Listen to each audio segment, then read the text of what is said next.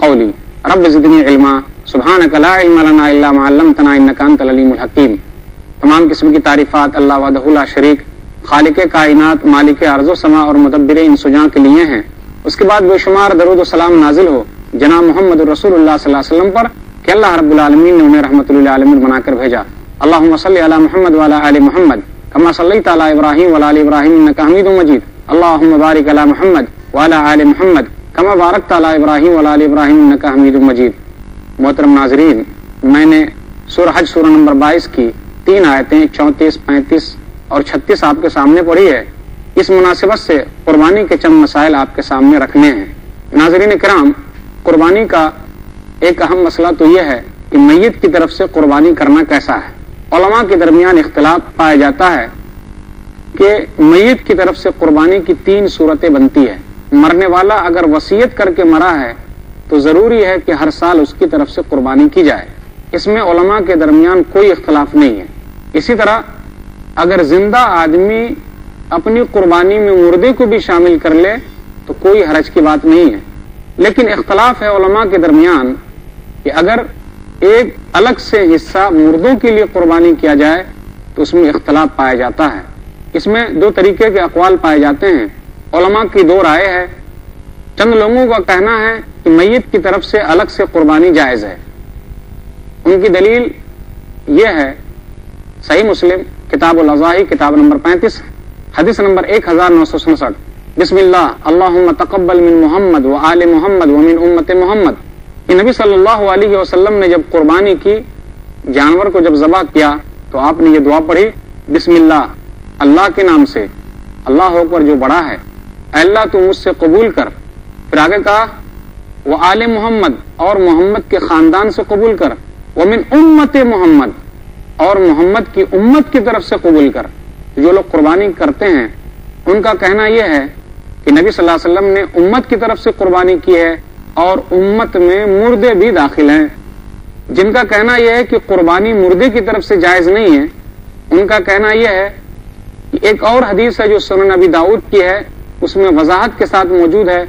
نبی صلی اللہ علیہ وسلم نے کہا کہ قربانی میری امت میں ان کی طرف سے ہے جنہوں نے قربانی نہیں کی۔ سنن ابی داؤد کتاب الضحایا کتاب نمبر 16 حدیث نمبر 2810، بسم اللہ اللہ اکبر ھذا انی وامن لم یضحی من امتی۔ اللہ کے نام سے جو سب سے بڑا ہے، یہ میری طرف سے ہے اور میری امت میں ان کی طرف سے ہے جن لوگوں نے قربانی نہیں کی۔ تو پتہ یہ چلا کہ جن لوگوں نے قربانی نہیں کی ان کی طرف سے نبی صلی اللہ علیہ وسلم نے قربانی کی ہے۔ لیکن سب سے بڑی دلیل جو لوگ قربانی کے قائل ہیں ان کی دلیل ہے حدیث علی رضی اللہ تعالیٰ عنہ کی حدیث ہے جو سنن ترمذی میں ہے۔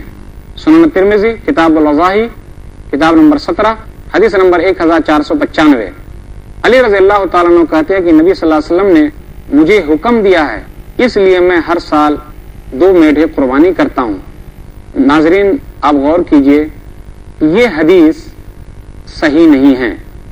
علی رضی اللہ تعالیٰ عنہ کی حدیث ضعیف ہے، کمزور ہے، اس پر عمل نہیں کیا جا سکتا، کیونکہ اس حدیث کے اندر ایک راوی ہے ابو الحسنہ، جس کے بارے میں حافظ ابن حجر رحمہ اللہ نے اپنی کتاب تقریب التہذیب کے ترجمہ نمبر 8086 میں کہا مجہول۔ اس آدمی کا عطا پتہ ہے ہی نہیں، وہ مجہول ہے، اس کے بارے میں کچھ بھی پتہ نہیں ہے، پھر وہ حدیث کیسے بیان کر رہا ہے؟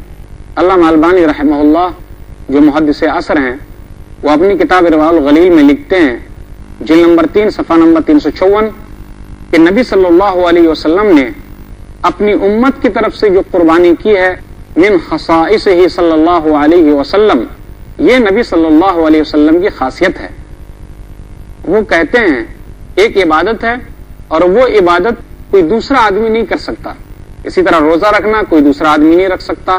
چند وہ چیزیں بیان کی گئی جو خصوصیت کے ساتھ ہیں، آدمی اس کا روزہ رکھ سکتا ہے جن کے روزے چھوٹ گئے ہیں یا پھر جن کا انتقال ہو گیا ہے، جیسے حج کے بارے میں بھی ہے کہ ان کی طرف سے اگر ان کا ارادہ تھا تو آدمی حج کر سکتا ہے۔ تو چند خاصیتیں اگر ہیں موجود تو آدمی ویسا کر سکتا ہے، لیکن ہر آدمی کے لیے اپنا اپنا عمل ہے، جو وہ کرے گا اس کے حساب سے ویسا پائے گا، کیونکہ وَأَن لَيْسَ لِلْإِنسَانِ إِلَّا مَا سَعَى، سورہ نجم سورہ نمبر 53، کہ ہر آدمی کے لیے اتنا ہی ہے جتنا کہ اس نے کوشش کی ہے۔ کہ میت کی طرف سے قربانی کے بارے میں کوئی خاص دلیل نہیں ہے کہ نبی صلی اللہ علیہ وسلم نے کیا ہے۔ کیا نبی صلی اللہ علیہ وسلم نے کبھی اپنی بیوی خدیجہ رضی اللہ تعالیٰ عنہ کی طرف سے کیا؟ نہیں۔ نبی صلی اللہ علیہ وسلم نے اپنے بیٹے کی طرف سے کیا؟ نہیں۔ نبی صلی اللہ علیہ وسلم نے اپنی بیٹی کی طرف سے کیا؟ نہیں۔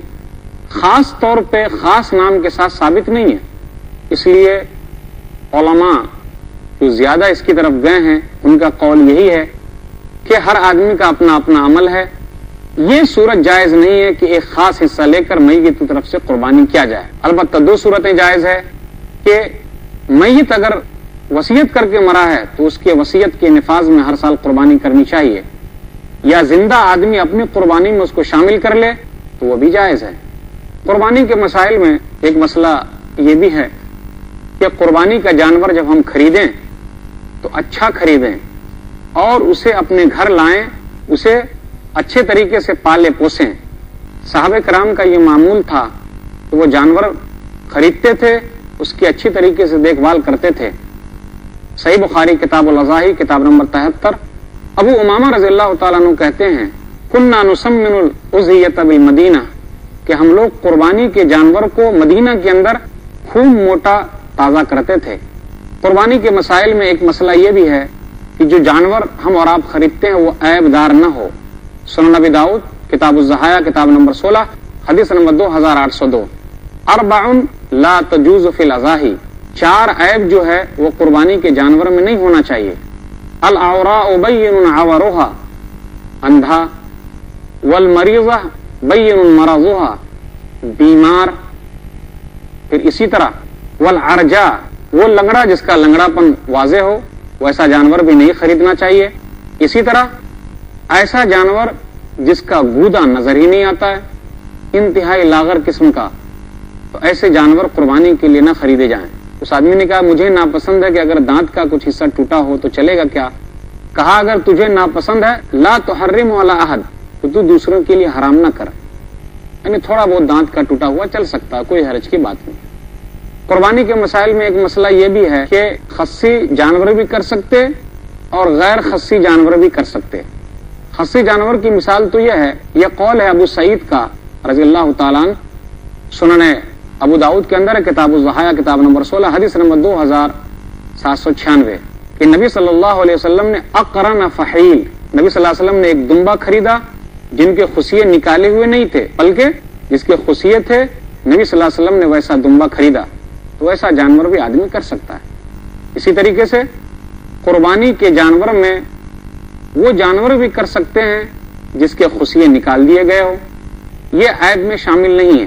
سنن ابن ماجہ کتاب الاضاحی کتاب نمبر 26 حدیث نمبر 3122 راوی کہتے ہیں کہ نبی صلی اللہ علیہ وسلم نے 2 میڑے خریدے، موٹے تگڑے، پھر آگے کہا موجوعین، جس کے خصیے نکال دیے گئے تھے، نبی صلی اللہ علیہ وسلم نے ویسے میڑے خریدے، تو خرید سکتے ہیں، اس کا بھی استعمال جائز ہے، اس کی بھی قربانی جائز ہے، اس میں کوئی حرج کی بات نہیں۔ اسی طرح اگر قربانی کرنے کے بعد پیٹ میں بچہ نکل آئے تو وہ بھی اس جانور کی بھی قربانی جائز ہے۔ نبی صلی اللہ علیہ وسلم نے کہا کتاب الضحایا کتاب نمبر 16 سنن ابی داؤد کے اندر ہے کلوہ ان شئتم، جس جانور کو ذبح کیا اگر اس کے پیٹ میں بچہ ہے تو اس جانور کو کھا سکتے ہو، اس کے بچے کو کھا سکتے ہو، قربانی اس کی ماں کی ہو گئی، ذبح کیا گیا وہی قربانی اس کے لیے۔ نبی صلی اللہ علیہ وسلم نے کہا فإن زکاتہ زکات امی، کیونکہ ان کا قربانی کرنا ان کی ماں کا قربانی کرنا ہے، اب الگ سے اس کو قربان کرنے کی ضرورت نہیں ہے، ذبح کرنے کی ضرورت نہیں ہے، آدمی کھانا چاہے تو کھا سکتا ہے یا نہ کھانا چاہے تو نہیں کھا سکتا ہے۔ ناظرین، ہم آپ کی خدمت میں دوبارہ حاضر ہوں گے مگر چھوٹے سے وقفے کے بعد۔